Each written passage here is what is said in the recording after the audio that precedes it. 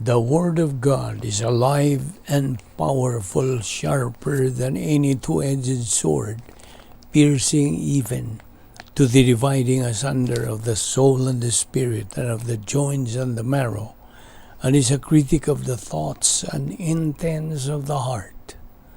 Ang tibuok nga kasulatan gipaginawa sa Dios ug may kapuslanan alang sa pagpanudlo, alang sa pagpamadlong, alang sa pagpanulid, ug alang sa pagmatuto sa pagkamatarong.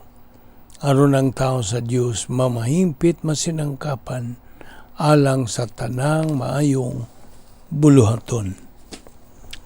Welcome everyone, our subscribers, fellow believers, followers, viewers, kanyang tanan. Gipanginaot nga nakakamos mayong panglawas o magapadayon kita sa atong adlaw-adlaw nga assimilation of Bible doctrine pinaagi sa Balbido Evangelistic Ministry. So dita maglangan, I presume nga nakaandam na kamong mga magtotoo gamita ang angay ninyong gamitong prinsipyo gikan sa pulong sa Dios ug anang kanimo dili magtotoo, tumuo ka kang Ginoong Hesus ug ikaw maluwas. Okay. Developing divine viewpoint. In 1 Timothy 2:1-4, this is an exhortation to all believers. Pagmando, pagdasig sa tanan nga mga magtotoo. Specifically dies versikulo 4, nagkanayon kini nga kabubuton sa Dios nga ang tanang tao unta maluwas. God wills that all men to be saved. So both sa Dios nga ang tanan maluwas ug moadto sa langit. Dili siya buot nga naay maimpyerno. Now, of course, we use faith in God's word by hearing the truth. Romans 10:17. Diyan sa Proverbio 10:27, naghisugot ka na og fear of God. Kining fear of God ini dili kini kay sala nga kahadlok. Ang kahadlok kon sala man apan kining naghisgot ini fear of God. This means respect, reverence, and honor God. Now, kung musunod kita sa mando sa Dios, mutaas pa ang atong kinabuhi. Yes, if we follow God's mandate, our life will be lengthened. Proverbs 14:27, fear of the Lord gapon. Naon sa magyud ang to respect. Well, sabi siya, pagtahod, to honor, paghatag og dungog, to love, paghigugma, to obey, pagtuman, to glorify, paghimaya, o to revere, pagtamod. Now, diha sa John 14 verse 15, nagkakanayon kini, if you love me, kining me, maong Diyos. If you love me, you will obey my word. Verse 21, sa maogyapong kapitulo, he who has my word and obeys me loves me, and the Father, and we will disclose to them those who have my word and keep it. Yes, tinuod gyud nga nahigugma kita kang Ginoong Jesucristo sa diha nga makaugmad na kita sa atong personal sense of destiny. Now, kanusa magyud ta, when can we truly say what a friend we have in Jesus? Tubag? If we have been seeking the things above by advancing in our unique spiritual life. Ibaw ka ba nga atong spiritualong panginabuhi ingon nga Kristohanon, dili kini kasagaran? It's unique. 1 John 5:2-3, for this is the love of God. Who is the object or the subject? Now, in plenary genitive, this means, for this is the love for God. Now, love of God and love for God. This is a result of our love of God. Now, tungod kay niya manigipahimutang nila sa plenary genitive, mahimong kanang balhin-balhin mo, it can be reversible. Okay. Colossians 3:1 again, kining maong teksto, adunay daghang mga doktrina nga nagapadayag o nagapahayag o usanin ni maong positional truth. Ang pulong sa Diyos na kanayon, keep seeking zeteo, Grigong pulong, keep seeking the things above. Ang keep seeking, nani nila ipahimutang sa imperative mode. Na iba nakakunsaning imperative mode is a mode of command. Apan kini conditional. So there are two things, positional truth o keep seeking the things above. Sa dihang si Ginoo Kristo na panhaw, may kayab siya ngadto sa langit. He went up to heaven. So do we believers, kitang mga magtotoo. Sa dihang kita banhaon, we go up to heaven, above. Zeteo is in the customary iterative present. Ang sabot pasabot sa customary, mo inandan, that which we used to do. Ang iterative, balik-balik, subli-subli, that which is being repeated.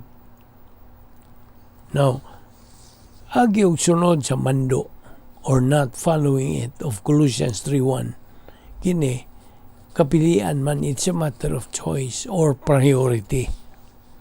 And it further is a matter of motivation. It's a matter of motivation and right priority. Now, unsa man ning motivation? Sa Bisaya, of course, pagdasig. Sa English, ang buot pasabot gyud ning motivation is inducement, enticement, encouragement, incentive, influence. Panalitan. Mungutana ko nimo, unsa may nagadasig kanimo sa pagsimba? What motivates you to come to church? It is your love for God. Ang tubag niini. And what motivates you to love God? Well, either by Bible doctrine or by the lust pattern sa cosmic dynaspheres and boils down to do human good. Now, you know what I'm talking about. So, how do we know what is our motivation and what is the right motivation? Of course, the Word of God, alive and powerful. Hebrews 4:12. Bisag unsay atong buhaton sa kinabuhi, kini mo sangko kini sa pagdasig. Correct? It will always go down to motivation. It is Bible doctrine nga maoy magahukom sa atong pagdasig. Bible doctrine that judges our motivation. Pangutana, diin man magagikan kining pagdasig. Where does motivation come from? Tubag? From what you know in your Christian way of life. If what you know are the absolutes in God's Word, ang imong motivation is never affected by anything in life. Sabot? So, it is therefore God who motivates us, not we to motivate God. Of course. Magkatawanan ba that it's we to motivate God? Nabi the versikulo, we love Him because He first loved us. That also comes from motivation. Diba? Through divine revelation, through God's Word, mao kini ang nagadasig kanato. Hinumdumigod kanunay ang katakos sa pagdawat sa mga panalangin sa Dios dinhis panahon. God operates on the basis of integrity. Mao ni basihan sa iyang paglihok ingon nga Dios. Ang basihan niya ang iyang hingpit nga pagkamasaligan.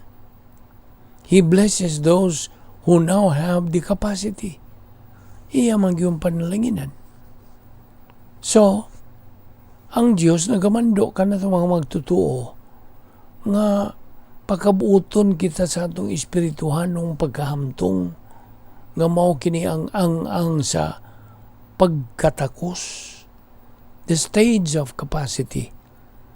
It is reaching the stage of personal love for God nga tinuuray yutang nadasig sa paghigugma sa Dios. Ang atong pagtuon, pagkatuon, pagtuo, pag-metabolize o paggamit sa pulong sa Dios, that we can truly love God. Now, ang Diyos ng kanayon, if you love me, keep my commandments or mandates. I repeat, God operates on the basis of integrity. Ayaw nagkalimti. Now, He is not affected by the decision of a person. Decision sa katao sa pagtuo kang Ginoon sa Kristo or sa pagsalikway kaniya ingon nga manluluwas. So, ang Kolosas 3:1 nagalakip kini sa doktrina sa pagdasig. Motivation. Kay ang motivation goal manungdanon kini pag-ayo sa atong espiritual ng pagkinabuhi. Mark that very well.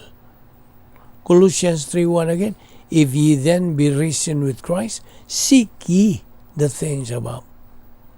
Again, kining maong bersikulo nagalakip kinis doktrina sa pagdasig, the doctrine of motivation.